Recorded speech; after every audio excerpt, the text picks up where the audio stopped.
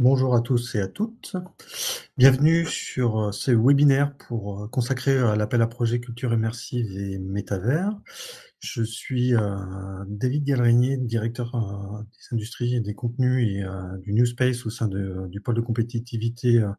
des technologies numériques en Auvergne-Rhône-Alpes Nunalogique. J'anime donc plus spécifiquement la communauté des industries culturelles et créatives. Et à ce titre, je voulais partager avec vous l'appel à projet sur les contenus immersifs et les métavers, mais pas que, voir un petit peu des éléments de contexte autour des mondes virtuels avant de rentrer plus spécifiquement dans cet appel à projet. Je voulais partager avec vous peut-être l'idée qu'on s'oriente de plus en plus vers la généralisation des mondes virtuels et je faisais référence à travers ces quatre articles sur le net qui peuvent laisser envisager cette évolution de généralisation des mondes virtuels à plusieurs niveaux. Déjà, quand on voit l'investissement que Disney a mis dans Epic Games à hauteur de 1,5 milliard de dollars, on peut se poser la question du positionnement d'un acteur comme Disney avec tout un écosystème aussi de représentation virtuelle, enfin tout un univers et la volonté aussi de décliner déjà à travers du film d'animation, à travers des espaces de parcs d'attractions, etc. Et le fait de se rapprocher avec le secteur du jeu vidéo et notamment Epic Games qui est à l'origine à la fois du jeu Fortnite mais aussi du moteur de jeu Unreal, se dire dans quelle mesure l'extension de l'univers Disney prendra aussi une dimension virtuelle. La deuxième info que je voulais partager, c'était l'accord entre Nvidia et Ubisoft, au-delà je dirais des résultats dithyrambiques de Nvidia en bourse et la progression de la société depuis quelques années, notamment qui est tirée par l'intelligence artificielle, c'est de voir la volonté d'acteurs de jeux comme Ubisoft de rendre de plus en plus réalistes les interactions avec les PNJ, donc avec les personnages secondaires, et de rendre les jeux vidéo plus intelligents, ou en tout cas plus réalistes. À noter aussi que Nvidia avait annoncé que les jeux vidéo, enfin en tout cas le CEO de Nvidia a annoncé que les jeux vidéo seraient autogénérés grâce à l'intelligence artificielle, donc ça laisse présager aussi de grandes transformations et des possibilités aussi de création extrêmement plus rapides et peut-être plus interactives aussi dans les années à venir. Dans l'idée d'autogénération aussi de mondes virtuels, Midjourney a annoncé une IA qui pourrait créer des mondes entiers en 3D à terme. Donc on serait dans la possibilité, à travers des prompts plus ou moins complexes, de passer à cette phase de création de mondes potentiellement virtuels et interactifs de manière très rapide et très rapide. Le dernier point, c'était pour évoquer un acteur local, Prophecy, qui travaille aussi sur le marché de la XR, donc qui est fournisseur de capteurs aussi pour tout ce qui est lunettes de réalité augmentée ou de casques de réalité virtuelle. Parce que de manière sous-jacente, c'est aussi l'évolution de tous ces terminaux de réalité euh, augmentée, immersive, mixte, qui vont aussi contribuer à l'émergence et à l'usage de ces mondes virtuels. C'était pour reposer un petit peu ce cadre à la fois en termes d'actualité et, et d'appuyer aussi une démarche qui est soutenue par les pouvoirs publics, que ce soit au niveau européen où la Commission européenne a aussi une stratégie par rapport au monde virtuel et à l'émergence d'un Web 4.0, donc c'est d'intégrer à la fois tous les éléments en lien avec le Web 3.0 d'aujourd'hui, de la blockchain notamment, et d'intégrer ça, les réseaux sociaux, et d'intégrer tout ça dans des mondes virtuels qui détermineront des nouvelles modes d'interaction dans des mondes virtualisés et interactifs. J'y reviendrai en fin de section, mais on est aussi, en tant que Minalogique, membre d'un métacluster européen qui est la même initiative, et nous organiserons le 23 et 24 octobre une journée dédiée au monde virtuel, donc ce qui permettra aussi d'avoir une extension vers une visibilité européenne du financement des mondes virtuels. Plus spécifiquement et par rapport à l'appel d'aujourd'hui que l'on va aborder, au niveau français, rappeler que le programme France 2030 a intégré dans sa stratégie de financement de l'innovation sur 10 grandes thématiques, une thématique spécifique qui s'adresse aux industries culturelles et créatives, avec des budgets et des appels à projets dédiés à ce genre de secteur et qui permet justement de financer plusieurs, enfin, plusieurs objets ont déjà été financés à travers France 2030, les billetteries innovantes, des technologies pour le spectacle vivant, et on reviendra plus spécifiquement sur les appels à projets d'aujourd'hui qui restent une spécificité qui s'intègre dans le cadre de France 2030 au niveau des industries culturelles et créatives. À cela, et c'est aussi un des messages que j'aimerais passer, vous passer, c'est le fait qu'il n'y a pas que l'appel à projet en tant que tel, qui est un élément de financement certes intéressant, pertinent pour booster le développement de nouvelles solutions, de nouveaux projets technologiques notamment. Mais il y a toute une démarche aussi, quand on parle des industries culturelles et créatives, de financement heu, d'aide à la création et d'aide à l'export. Donc, pour ça, il y a aussi toute une démarche dans le cadre de France 2030 ou au niveau, régional, des aides potentielles pour la création immersive, que ce soit au niveau du CNC ou au niveau des aides à la création, de la région Auvergne-Rhône-Alpes. Mais il y a aussi tous les programmes, à l'export que sont ICC Immersion qui est piloté par l'Institut français et Culture Export qui est piloté par, BPI France dans le cadre d'une mission en Chine. Donc rentrons dans le vif du sujet. Contrairement à l'intitulé, je ne vais pas vous présenter un appel à projet, mais 2 appels à projets, qui sont très complémentaires. En fait, je vais mettre l'accent sur le premier qui est l'appel à projet culture immersive et métavers, mais on verra qu'il y a une complémentarité qui se crée avec un autre appel à projet qui a été, publié, peu de temps après culture immersive et métavers, qui est, dédié aux technologies innovantes des univers virtuels immersifs. L'intérêt de présenter ces 2 appels à projets, en parallèle, c'est certes l'appel à projet culture immersive et métavers est davantage orienté sur les industries culturelles et créatives, mais ça fait un écho, en tout cas dans la volonté de Minalogic de pousser aussi à la convergence des industries culturelles et créatives et des industries, notamment manufacturières. Et l'appel à projet technologie innovante des univers virtuels immersifs va dans cet esprit et permet de réfléchir à comment peut-être d'un projet culture immersif et métavers, des sociétés solutions technologiques peuvent aussi apporter une solution à d'autres industries, à d'autres secteurs d'activité, en dehors des industries culturelles et créatives. Pour, recontextualiser un petit peu aussi la démarche, faut savoir que dans les industries culturelles et créatives, comme je vous le disais, dans le cadre de France 2030, il y a tout un ensemble d'appels à projets qui peuvent très bien concerner la formation, la recherche fondamentale, le transfert technologique. Aujourd'hui, les appels à projets qu'on va voir, culture immersive et métavers et technologies innovantes des univers virtuels immersifs, se situent plutôt dans le canevas de la recherche industrielle et du développement expérimental et de la validation. Et donc c'est plutôt dans ce prisme-là, donc je ne sais pas si vous voyez ma souris, mais en tout cas, vous voyez que c'est dans un cadre de différents appels à projets qui sont soit génériques et donc dans lequel les industries culturelles et créatives peuvent répondre, même si les sujets, attendus sont pas forcément explicitement, dédiés qu'aux industries culturelles et créatives. Ou alors elles vont être, thématisées. Là, on va rentrer soit sur des appels génériques comme la culture immersive et métavers pour les industries culturelles et créatives, même s'il y a un focus qui est un peu, plus fortement, orienté sur le jeu vidéo, tout ce qui va être, l'événementiel, spectacle vivant et architecture, patrimoine, tourisme. Mais en tout cas, il y a une volonté aussi d'adresser aux industries culturelles et créatives au sens large. Et après, il y aura d'autres appels à projets sur lesquels je reviendrai aussi dans la philosophie qui peuvent permettre de financer d'autres pans du projet global de l'entreprise ou du consortium qui envisage de se positionner sur culture immersive et métavers. Donc c'était pour vous donner un petit peu aussi cette visibilité sur les potentiels de financement et de bien réfléchir la nature du projet et pas uniquement au prisme de l'appel à projet qu'on va aborder, qui est celui des cultures immersives et métavers.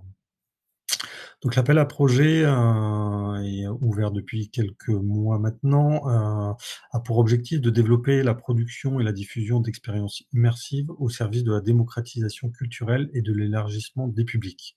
C'est-à-dire qu'il est attendu, notamment, en termes de projets, des, comment dire? la volonté de faire des activités culturelles, le laboratoire d'expériences immersives et des métavers de demain, et surtout d'ouvrir à une démocratisation de l'usage de ces outils et de ces approches immersives et des mondes virtuels, euh, et surtout avec une volonté d'industrialiser le processus de création et de diffusion de ces contenus. Donc ça veut dire qu'à la fois on va financer à travers cet appel à projet potentiellement un projet, même si c'est pas la création qui est financée à travers le projet, ça fait bien partie des domaines exclus, hein. On n'est pas dans de l'infrastructure pure, on n'est pas dans la création de contenu pur, mais un projet innovant intégré dans une démarche d'industrialisation d'un processus de création de diffusion peut s'intégrer dans le consortium, en tout cas dans les enjeux du projet, qui va s'adresser à différents acteurs de la chaîne de valeur. Donc ça peut être aussi bien des producteurs d'œuvres et de contenus qui vont s'associer avec des distributeurs de contenus qui s'appuient soit potentiellement sur des plateformes de diffusion, soit sur des lieux d'exploitation, et qui va permettre d'intégrer aussi des prestataires techniques, voire des développeurs de solutions technologiques. Donc c'est tout ce consortium qui est attendu pour proposer une solution innovante en termes de culture immersive et de métavers. Euh, un des enjeux aussi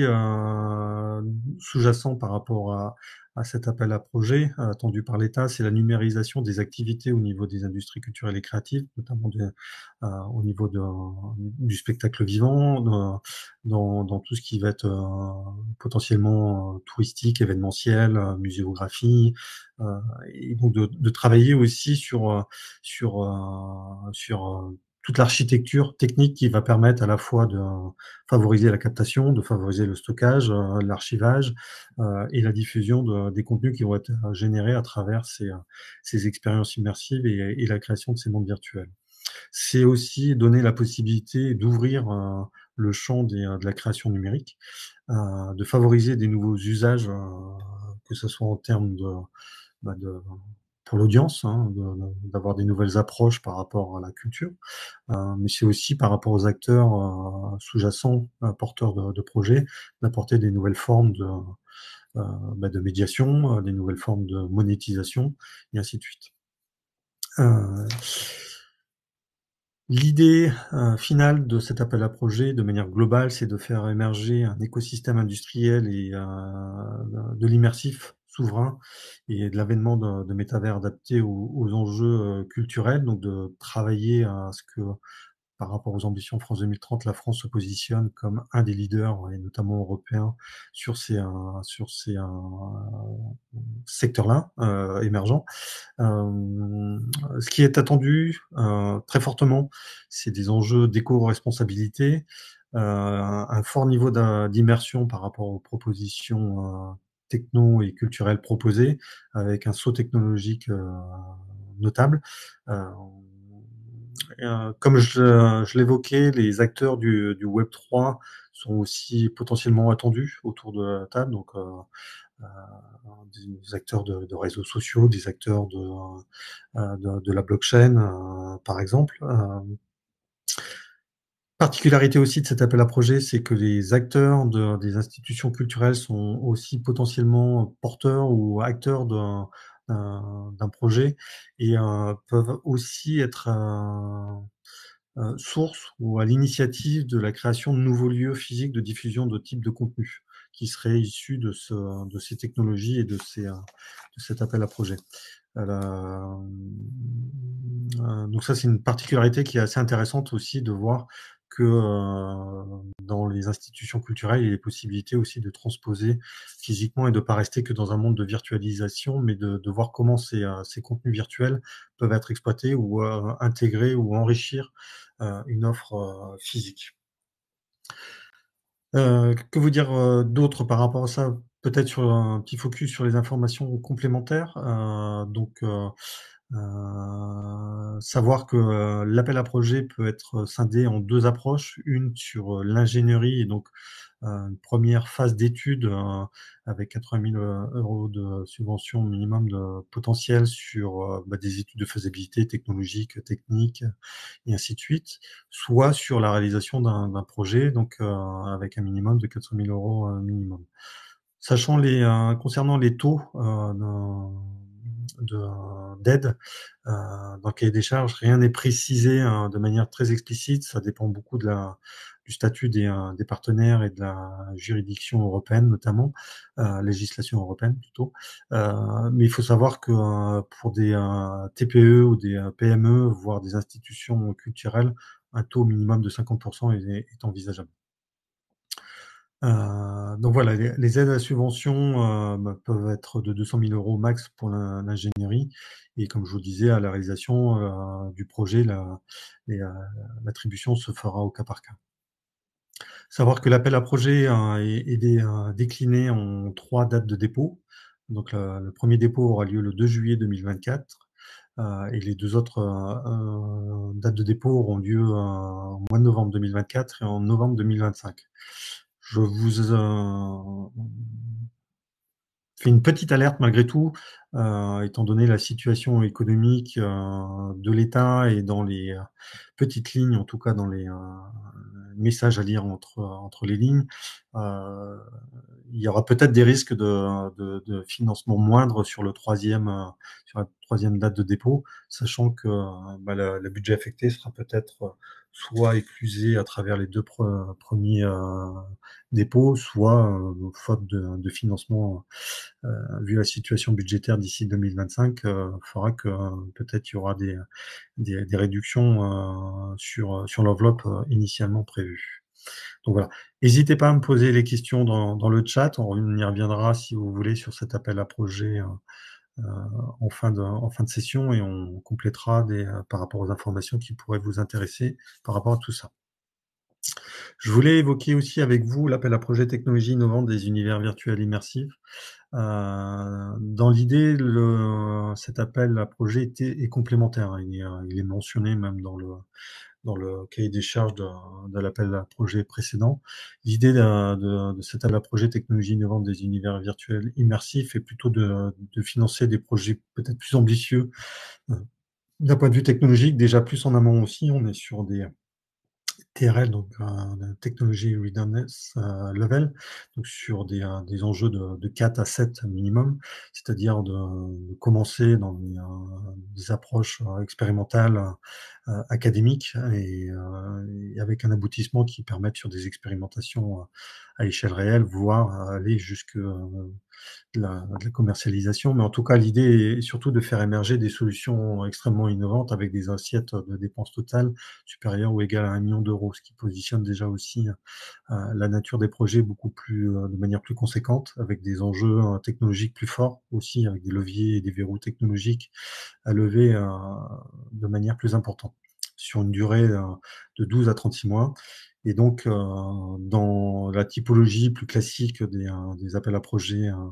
de BPI France, on est sur une part de subvention et heu, de remboursement, enfin de part remboursable, d'avance remboursable, généralement qui va déterminer aussi les aides par rapport aux différents critères des structures impliquées, qu'elles soient industrielles, donc que ce soit TPE-PME, ETI et grands comptes, avec des taux différents, et pareil, pour les académiques avec généralement les 100 ou les 50 en fonction du mode de calcul fait pour les académiques. De la même manière, on est sur une clôture en trois étapes, enfin pas 3 étapes, mais en 3 jalons potentiels. Donc le 1er dépôt aura lieu le 17 septembre et les 2 autres auront lieu en 2025. Les projets attendus sont vraiment des projets avec des briques technologiques souveraines transversales. Donc, c'est-à-dire qu'il faut comprendre par rapport à ce que j'évoquais avec la convergence des industries culturelles et créatives et les industries manufacturières, c'est que les projets attendus des univers virtuels immersifs a une vocation à transposer un petit peu les technologies de ces mondes créatifs avec des vocations d'exploitation dans d'autres secteurs d'activité, notamment, et c'est spécifié dans l'appel à projet, sur l'industrie de la santé. Donc les projets attendus vont viser des équipements immersifs et leurs composants, les surcouches logicielles pour l'interopérabilité des outils de modélisation, ou encore des logiciels d'édition de contenu immersif. Voilà, ce que je voulais illustrer avec ces 2 appels à projets, c'est surtout la fenêtre de tir et la complémentarité potentielle, de bien définir potentiellement, peut-être dans le schéma d'étape, du positionnement de l'un, voire de l'autre, appel à projet en fonction de votre capacité à répondre à l'un ou l'autre. Mais en tout cas, dans les dispositifs, c'est aussi à réfléchir dans la construction du planning des dépôts de dossiers que vous voudrez réaliser et du consortium que vous voudriez monter pour y répondre. Ce que je voulais aussi traiter très rapidement avec vous, c'est dans l'idée de parfaire sa stratégie de financement. Et là aussi, nous, en tant que pôle de compétitivité, Minologique est aussi là pour vous sensibiliser. Au-delà de l'appel à projet, c'est de recontextualiser à la fois sur des appels à projets complémentaires. Il est mentionné notamment dans les, dans les 2 appels à projets dont je viens de vous parler. Euh, des liens aussi avec d'autres enjeux technologiques qui sont liés aux technologies de services numériques existants ou pareil en évolution, que sont le cloud computing, le cloud gaming, que sont l'intelligence artificielle, que sont les réseaux 5G et 6G. Et donc, il y a des possibilités aussi d'aller plus loin dans ce sort de financement. Idem sur les questions environnementales, on va le voir après. Et puis le dernier point aussi que je voulais évoquer par rapport à cette stratégie de financement, c'est de vous évoquer l'aide qu'apporte aussi Minologique dans l'accompagnement au financement privé. Et donc là, si vous êtes intéressé aussi sur ces démarches de prêt bancaire ou de levée de fonds, on a aussi toute une offre au sein du pôle, mais qui n'est pas l'objet de ce webinaire, mais qui peut aussi permettre de compléter la démarche de financement, notamment par rapport à votre réponse aux appels à projets publics, et de faire des effets leviers qui vous permettra aussi d'aller peut-être plus loin et plus fort dans la nature du projet que vous voulez monter. Donc pour illustrer très rapidement, je ne vais pas rentrer dans le détail de chacun des appels à projets, mais c'était aussi de vous rappeler qu'il existe aujourd'hui encore la vague 3 de l'appel à projet alternative 2, qui est dédié aux industries culturelles et créatives, notamment pour favoriser des projets en lien avec la démarche environnementale. Donc ça, c'est de faire progresser aussi un secteur, enfin des secteurs qui sont déjà très en pointe sur ces questions-là, mais de permettre l'émergence de nouveaux outils ou de nouvelles solutions de formation, de sensibilisation, et qui vont permettre aussi de mieux cataloguer ce qui a un impact environnemental, et de permettre aussi d'agir en conséquence pour réduire la facture énergétique et son impact environnemental. Le deuxième appel à projet que je voulais évoquer avec vous, c'était l'appel à projet espace de données. Ça peut paraître un peu décorrélé, mais malgré tout, la question des espaces de données est une démarche aussi extrêmement forte au niveau européen. Donc, c'est la volonté de permettre à des filières de mutualiser euh, des données à travers un espace commun, et de favoriser l'émergence de services, de produits, ouais, de commercialisation, de vente de données entre elles, et surtout de permettre cette accessibilité afin de générer des nouveaux services et des nouveaux produits qui vont permettre l'émergence la création de nouveaux contenus, de faciliter l'accès à comment dire, cette masse de données, qui peuvent être aussi bien des données brutes, des métadonnées, que des contenus par eux-mêmes. Donc c'est des projets attendus en termes de plateforme, en termes d'outils collaboratifs, voire en termes de mise à disposition d'interfaces de programmation applicative. Donc c'est pareil, c'est une stratégie qui peut être très complémentaire par rapport à une vision plus globale que vous pouvez avoir au niveau de votre entreprise. Idem sur la question du cloud. Il y a un appel à projet sur le renforcement de l'offre de service cloud qui est ouvert aussi, heu, c'était aujourd'hui, donc c'était juste pour illustrer en fait qu'il y avait déjà des services. Donc il y a peut-être des projets pour le coup, qui seront pertinents à associer, en tout cas, si besoin était, d'identifier ces appels à projets, dans votre construction, dans votre réflexion par rapport à ce que vous allez faire par rapport au monde virtuel ou au métaverse ou à la culture immersive. C'est de voir s'il n'y a pas déjà des solutions, d'offres de services sur le cloud qui permettraient de se greffer ou d'aller plus vite et de tirer parti déjà de ce qui a été financé à travers ces appels à projets. Savoir que l'offre de service cloud, enfin le renforcement de l'offre de service cloud était déjà la deuxième étape d'un autre appel à projet qui visait à renforcer les services sur le cloud computing. Le dernier appel à projet que je voulais mentionner, c'était sur l'usage de l'intelligence artificielle générative dans l'économie. Idem, c'est de favoriser des solutions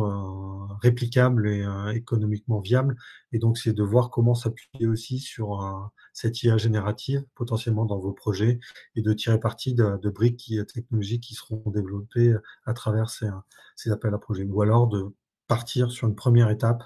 avec un usage et de construire la brique d'IA générative qui va vous permettre après de répondre à des appels à projets plus spécifiques pour les industries culturelles et créatives avec la culture immersive, voire sur les technologies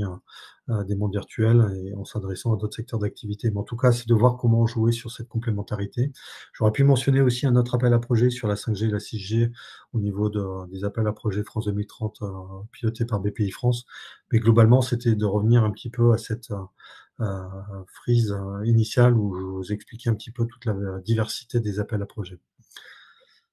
Ce qui m'amène à vous parler de l'accompagnement minologique et d'illustrer très schématiquement en fait le processus d'accompagnement et de bien identifier ce qu'est l'accompagnement versus la labellisation. Donc l'accompagnement, c'est tout le process qui va être depuis l'idée que vous allez partager avec nous au sein de l'équipe innovation minologique et sur lequel on va brainstormer avec vous jusqu'à la valorisation du projet une fois financé et de sa mise en valeur et éventuellement sur sa valorisation à travers des événements internationaux. Euh, donc l'idée de l'accompagnement se situe dans un schéma euh, très simple, c'est-à-dire que généralement plutôt on est sollicité plutôt, on peut commencer à travailler avec vous la nature de votre projet, le repositionner aussi par rapport au projet d'entreprise, par rapport au projet du consortium potentiellement, de bien valider peut-être la stratégie aussi de financement global sur les différentes sources potentielles de financement par rapport à la nature du projet en lui-même. Ce qu'on attend généralement, c'est un premier draft un mois avant la date de dépôt, de manière à ce qu'on puisse travailler sur un document et commencer à faire des recommandations et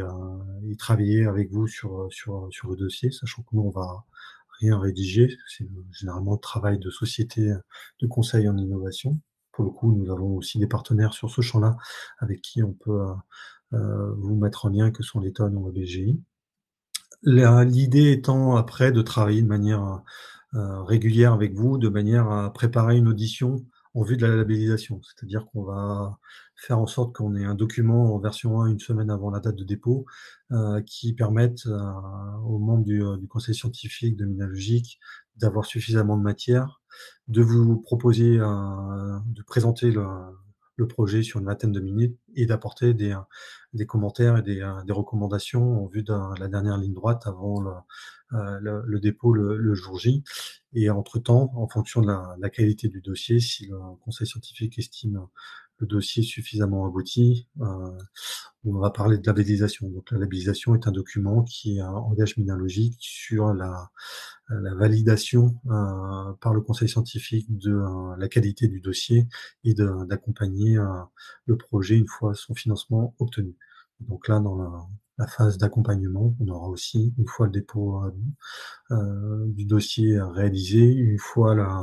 le financement acquis, on aura tout l'accompagnement. Savoir que par rapport à l'appel à projet aussi, il y aura une audition qui sera potentiellement attendue du côté des financeurs, donc du côté de BPI France. Et donc là aussi, Minalogic propose en amont de cette audition, une audition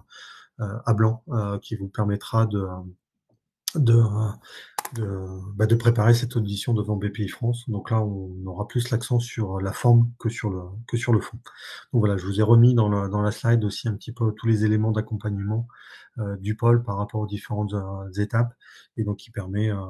de vous aider dans le montage du dossier. Et donc pour répondre à la question d'Amaury, oui, Minalogic peut faciliter, c'est un des travails, enfin, c'est une des actions, un des travaux, pardon. C'est une des actions que peut faciliter Minalogic, donc c'est de trouver, d'identifier des acteurs, pour permettre de répondre, de forme groupée à travers un consortium et de travailler sur la pertinence par rapport à tout ça. J'en ai fini. Je voulais, avant de vous laisser, poser et répondre à vos questions et que je vous laisse, poser à travers le chat. Je voulais aussi évoquer quelques points, vous partager l'info qu'il existe encore la possibilité d'être présent à travers le stand Minalogic sur le MIFA. Le MIFA étant le salon professionnel qui a lieu durant le Festival international du film d'animation à Annecy. Comme vous le voyez, par rapport à l'appel à projet, ce qui peut être pertinent, c'est d'être présent sur ce salon, de manière à créer potentiellement avec les acteurs plus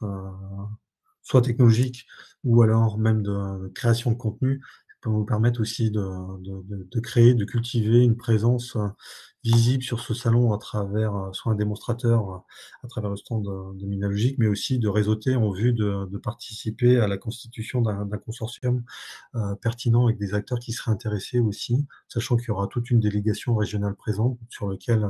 Minalogic sera activement aussi impliqué, et donc qui permettra de vous aider aussi sur place à rencontrer les bonnes personnes.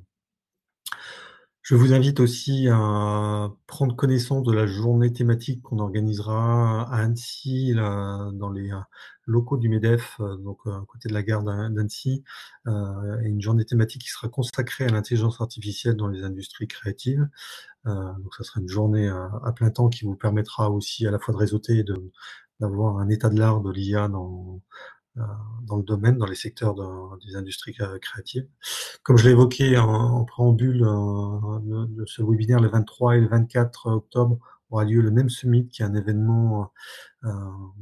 européen organisé par NEM Initiative, qui est un métacluster sur les médias, les industries culturelles et créatives, dont le sujet sera justement les mondes virtuels et les intelligences artificielles, sachant que dans les intérêts de ces appels à projets, de cet événement, pardon, c'est qu'il y aura une présentation des appels à projets potentiels sur les financements européens. La Commission européenne sera présente. Il y a tout un écosystème aussi académique qui viendra présenter des projets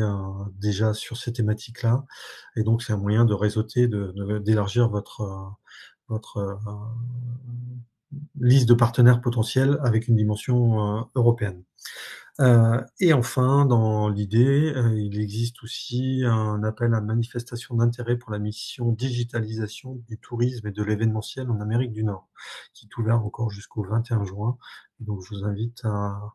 regarder aussi sur le site de BPI France sur les appels à projets, si cela vous intéresse, ou à me recontacter si vous voulez avancer sur le sujet. Mais c'est pour illustrer un petit peu le potentiel aussi au-delà de l'appel à projet, de savoir comment construire à travers les événements minalogiques et autres, en tout cas dans les événements dans lesquels on est soit en relais, soit partie prenante, de voir comment vous aider à construire un consortium et de réfléchir aussi peut-être dans la maturation d'un projet potentiel. Voilà, je vois que Nathalie, ma collègue qui m'assiste, vous a mis les liens également pour la journée thématique et pour l'exposition sur le MIFA. Concernant les diapos, je ne sais plus si on met à disposition les diapos, mais en tout cas, le webinaire est mis à disposition en replay sur la chaîne YouTube de Minalogic. Si vous voulez absolument les diapos, je pourrais vous envoyer une copie. Pouvez-vous rappeler le montant maximal d'aide pour l'appel à projet sur les technologies immersives? Il n'y a pas de maximal. Généralement, c'est minimal. C'est une dépense supérieure ou égale à 2 millions d'euros.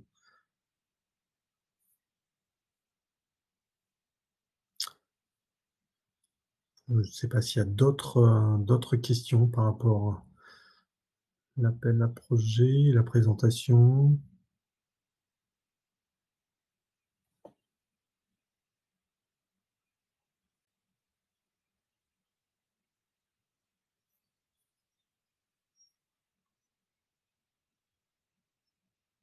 Il me semble pas, hein. De rien, oui.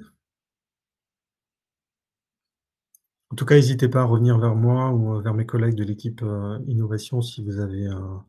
l'idée d'un projet. N'attendez pas à, d'essayer de construire. On peut, vous aider énormément, en termes de réseautage, aussi déjà à construire, comme je le disais, à brainstormer, à surtout à pondérer un petit peu les ambitions du projet, à le cadrer et l'orienter très en amont. Ça vous permettra aussi d'être en phase avec les agendas et de mieux peut-être, planifier les différentes étapes heu, de mise en place du développement. Il y a de gros enjeux aussi sur lesquels des attendus sont exprimés par l'État, sur la j'ai évoqué la question de l'éco-responsabilité, mais il y a aussi des enjeux sur la cybersécurité. Pour le coup, la minologie qui est aussi fortement impliquée dans ces questions-là, donc ça peut être aussi par rapport à la démarche, qu'on opère vis-à-vis de nos adhérents sur le label, de sécurité économique, bah, de renforcer aussi votre discours et déjà votre prise de conscience et votre, mise en place de solutions, cybersécurité, qui peuvent rentrer et renforcer votre dossier. Donc il y a beaucoup d'approches de ce type-là complémentaires sur lesquelles on peut aussi vous aider et vous mettre, en relation avec les bonnes personnes, en tout cas pour travailler sur ces questions spécifiques sur lesquelles, il y a des attentes et qui peuvent surtout être des critères de rejet du dossier s'il n'est pas suffisamment travaillé.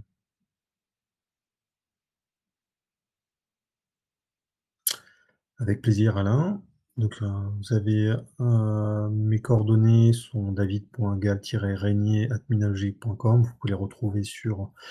le site web de Minalogique. On est à votre, disposition pour tout sujet, sur ces appels à projets et sur d'autres, bien évidemment. S'il n'y a pas d'autres questions, je vous propose qu'on en reste là et puis, bah, je reste à votre écoute et je vous souhaite une bonne journée. À très bientôt, en tout cas sur un des événements de Mina Logique.